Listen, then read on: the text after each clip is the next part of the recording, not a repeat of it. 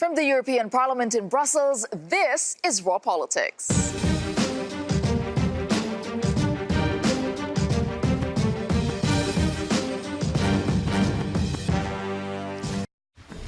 Welcome back to Raw Politics. Now, if you didn't think your phone could be politicized, well, you do think again, because the battle for 5G is on, and caught in the middle, it's Europe. That's because the rush to build infrastructure for the high-speed network is on, and Huawei can supply it, but the U.S. is trying to stop the Chinese tech giant in the name of global security. Now, today, another step forward for Huawei. The company opened a cybersecurity center in Brussels. The move is no doubt aimed at appeasing growing concerns in Europe and those warnings from the U.S., which says Huawei's links to the Chinese government are just too close for comfort. And with me to discuss this in the studio, we have William Dartmouth, a British independent MEP with the EFDD Group. We have Sam Stolten joining us. He is a reporter with Euractiv, and still with us, our political editor, Darren McCaffrey. All right, it's becoming such a big battle. Let's lay out the stakes here. Why are the stakes so high? I think you mentioned this earlier, Darren. I'll go to you, Sam, for this. What is the fight really about? Well, it's essentially about Huawei's cybersecurity track record.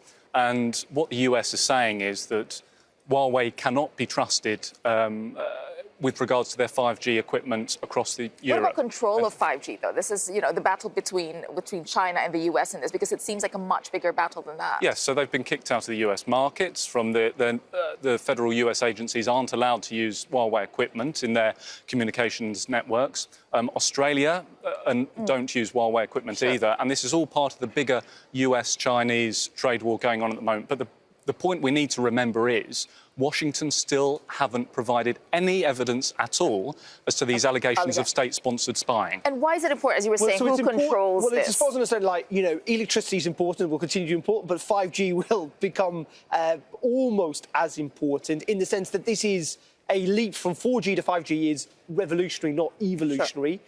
It is going to be incredibly important. And so, understandably, there is this Because you need it for what? Weapons, AI, everything, Internet of Things, our whole lives. It's everything. Speed is going to be so much quicker than currently we've got with 4G. And yes, we will live in that interconnected world. Now, the question is, are the United States right to be concerned? I mean, there is no evidence, so potentially you would say entirely they should not be concerned. However, can the United States trust that China will not get involved in Huawei in the future?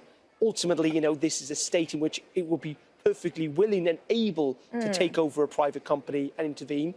And that is why the United States is concerned. But also, is there a wider battle here? Is this a zero-sum game for the United States? Is this a battle between two global superpowers about the future of the world? It is. And the United States is clearly concerned about losing and being not the top dog when it comes to technology. Huawei is known to be ahead in terms of technology, but then look who's in the middle. Europe. The EU is in the middle. William, the EU is stuck. It has to make a choice, though, at some point. Well, I think it would be better if the EU didn't make a choice, because in my opinion, the EU is likely to make the wrong choice. Well, the US is asking it to make a choice. But let's be clear. China has been pilfering technology from the West, particularly the United States, but not just the United States, for years and years and years and years and years and years. You actually mentioned a trade war. Well, basically, there is a massive deficit that the United States is running with China, which is probably unsustainable in the medium term. And if there is a trade war, the United States has actually lost it. Now, contrary to what my esteemed fellow contributor has said, I think that if the United States says that they have some concerns and they've got as better intelligence than anybody, with the possible exception of the Israelis, if the United States say that they have a concern about this, I think the concern has to be taken seriously, and there shouldn't just be a reflex anti-Americanism or anti-Trumpism. Okay. We have to think about it very, very carefully, and it's a very big question. That's all good and well, but it's not good enough. I mean, Europe is in a desperate need to roll out our 5G networks across the continent now, and this is, if the US, encourage us to stifle 5G by banning Huawei from our networks infrastructure in Europe, it could really put us back a couple of years. Economically, yeah. And, I mean, so the foundation of the American concerns are based on this 2017 Chinese cybersecurity law, which essentially says that if the Chinese government feel that there are national security threats, they can ask private companies to access their consumer data.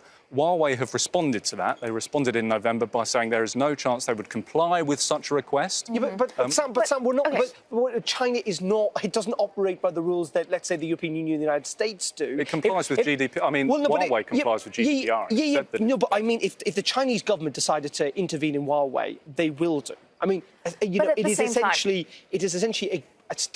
a communist, a totalitarian regime or an authoritarian regime. They are not going to concern themselves with protecting the rights of a private company. On that note, let's bring in the response actually of the Chinese government, because yesterday reports emerged that Huawei is planning to sue the U.S. government for barring federal agencies from using their technology, and the Chinese government has also weighed in. Now, here's a spokesperson for the Chinese National People's Congress. 美国政府的一些官员拿国家情报法说事儿，渲染特定中国企业产品存在所谓安全风险，是以政治手段干预经济行为，违反世贸组织规则，干扰公平竞争的国际市场秩序，是典型的双重标准。 既不公正，也不道德。 I know you were talking about there, William, that if the United States expresses concern there, it must be legitimate. The Chinese are talking about double standards. Aren't the Americans just criticizing China for the very same thing that it is also criticized, when it comes to security, when it comes to spying, when it comes to all that? But there is a concern. There is a concern about Chinese spying. But I know I'm not here to ask questions. But what I would like to know, and you're an expert, is why the only possible supplier of 5G, and if it is the only possible supplier, why is it the only possible supplier? It seems to be incredibly worrying that the European Union can't provide, that there's no supplier in the EU that can supply. It's not the only 5G. supplier. But they do have masses of authority. They're investing millions and millions of euros into the European market as a means to encourage the rollout of 5G. And they're not the only player in the game. Of course they're not. And, we could turn to Nokia, we could turn to Ericsson. They are one of the biggest. And if we want to, pursue the 5G markets with haste, we've got to side with the biggest players in the game. And until the US come up with some evidence, I mean, what can the Commission do? What can the EU do? As a means to make a decision on whether they should be barred from the market or not. And it's so deep in terms of investment, in terms of the technology. Huawei is in very deeply into the EU market. It's really hard to just pull out just like that. It is, and these are big questions, particularly for Eastern European countries like Hungary and Poland, who have sided up with Donald Trump, and they are very keen, very, very keen, the US administration, for them not to use Huawei. However, there is notable pressure that is coming to bear. So, for example, in the UK, Tessa, British Telecom have essentially are looking this deeply. Some would say under pressure actually from the British intelligence services, and Vodafone have started getting rid of some of their Huawei equipment as well that is already in existence. So clearly there is an awful lot of pressure from Washington, but be in no doubt this is not just about 5G, it's about a global battle for supremacy between the US and China. I'll end with a very quick question, William, to you. Whom would you trust with control of your tech, the US or China? US.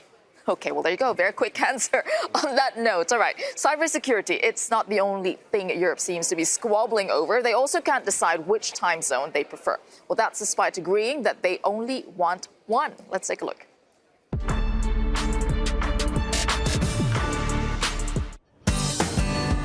Summertime or wintertime? For years, it's been these guys who determine which one we're in. Every year, an hour forward, an hour back.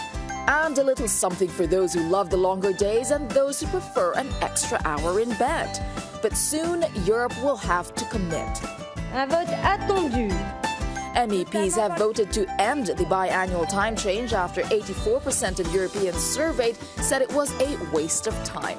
The change won't come into effect until 2021, and with the EU offering countries the choice of summertime or wintertime, the whole thing could get a bit messy. Very important issue, isn't it, William? Well, it's more important than a lot of things that we discuss, actually. Look, there has been this change from wintertime to summertime over the years, and actually for pretty good reasons. And I don't see that the reasons have particularly changed.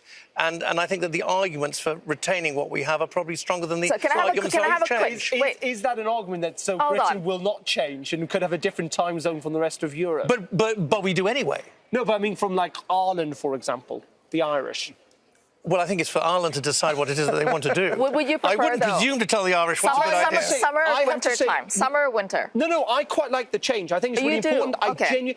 Because the whole point is the light changes during the day, and it does, under all estimations, help save lives. I just want more sun. I'm a big supporter of time change. More sun, more sun. Also, Brussels needs more sun. It's great All right. when you think that you...